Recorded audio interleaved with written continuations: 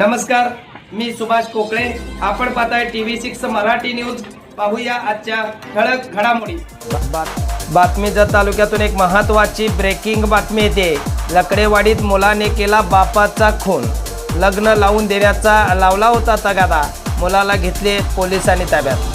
जत तालुक्यातील लकडेवाडी येथे रागाच्या भरात मुलाने जन्मदात्या बापाचा खून केल्याची घटना गुरुवारी सायंकाळी 5:30 वाजण्याच्या सुमारास घडलेली आहे.